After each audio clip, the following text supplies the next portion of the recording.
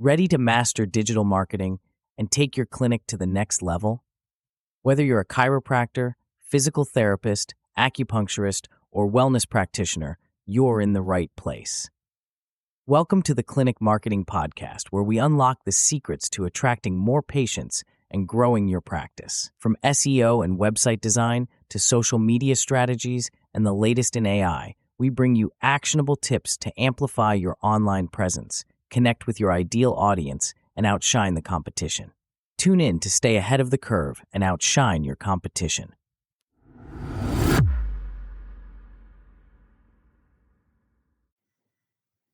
Hello, and welcome back to the Clinic Marketing Podcast, where we share practical, actionable marketing strategies to help your clinic stand out online and attract more patients. We talk all the time about your Google business profile listing on this podcast. And surprise, surprise, that's what we're talking about again today. Now, before we dive in, I want to mention that you can find additional resources for your Google business profile listing on the website page and show notes associated with this episode. They'll walk you through best practices from basic to advanced. Now, today's episode assumes you already have a verified listing that includes your correct name, address, and phone number.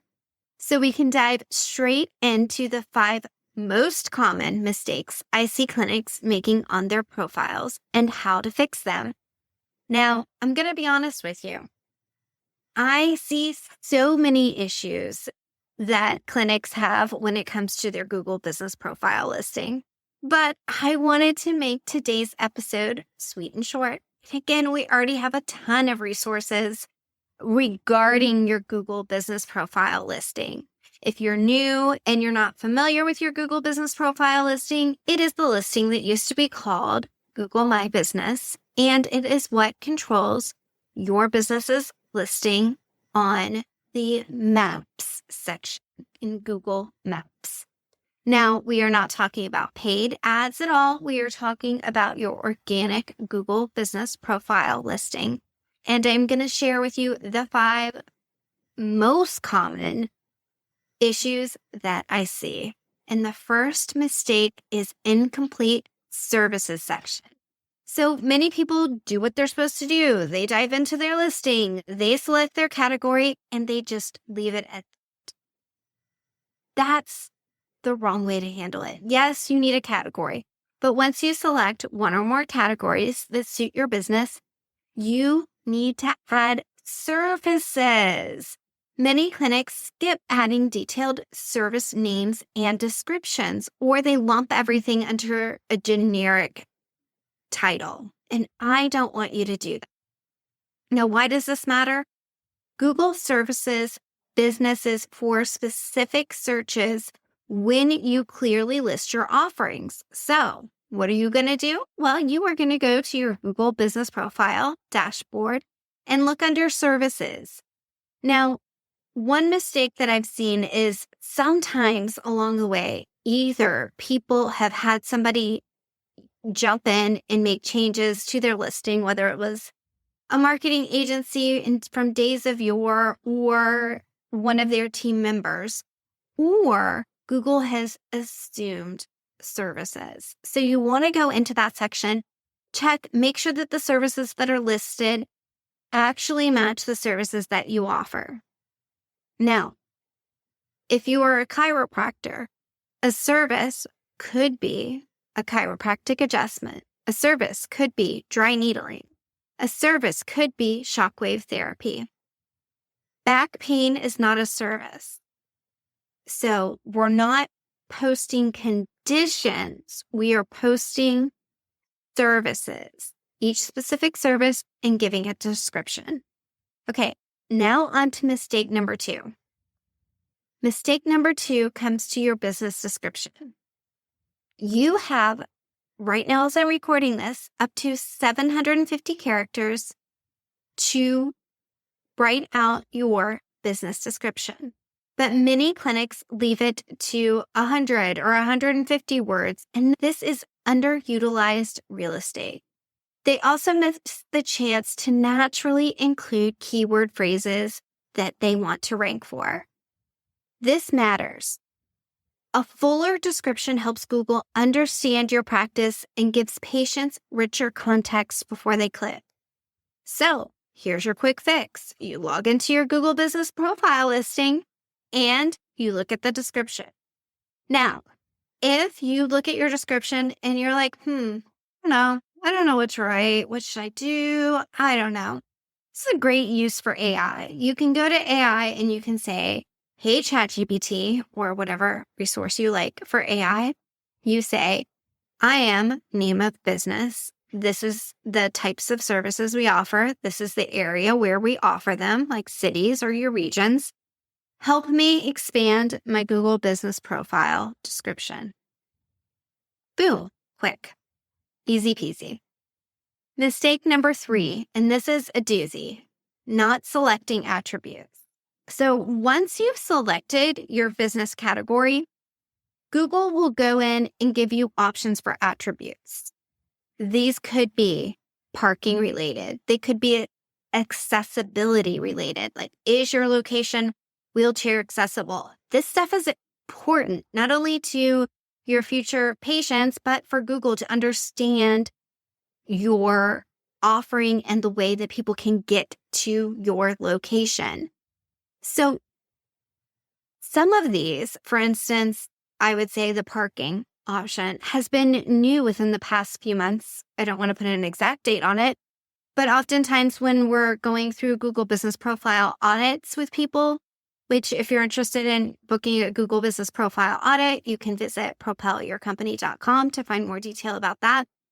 But it's that these attributes haven't been addressed. So what do you need to do? Well, you just need to log in to your Google Business Profile listing, go to info, and there select anything that applies. And again, this is going to help your audience determine, for example, wheelchair accessibility. For a lot of our listeners, that's important to people visiting their clinics. For understanding the parking situation, that's important for your patients as well. Mistake number 4 I see is insufficient or inauthentic photos. Actually, I'm going to even kind of add on to this a little bit. So there's the issue of the people that don't upload a logo. So under your photos, there's like a section where you can upload your logo and other images. For your logo, note that it is going to crop it and showcase it like a little circle, like a favicon. So you might not want to use your whole logo. You might want to use an icon that's associated with your business. But we want to make sure that you include sufficient, accurate photos. You do not want to use stock photos. You want photos of the exterior of your building, and we always suggest that you do these from a couple different angles, that you have a photo of signage. This stuff really helps you out if you ever have an issue with your Google Business Profile listing when it comes to accuracy.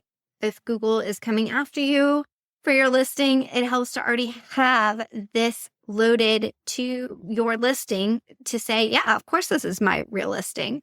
Now, we said for a minute earlier, or I mentioned a minute ago, talking about one of those attributes for parking.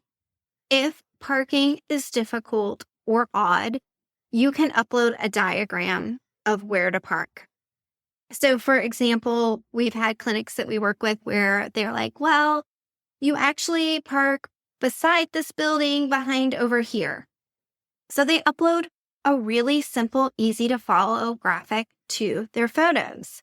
In addition to photos of the exterior in regards to parking, obviously you want photos of your team and action shots in treatment rooms and all of that are appropriate.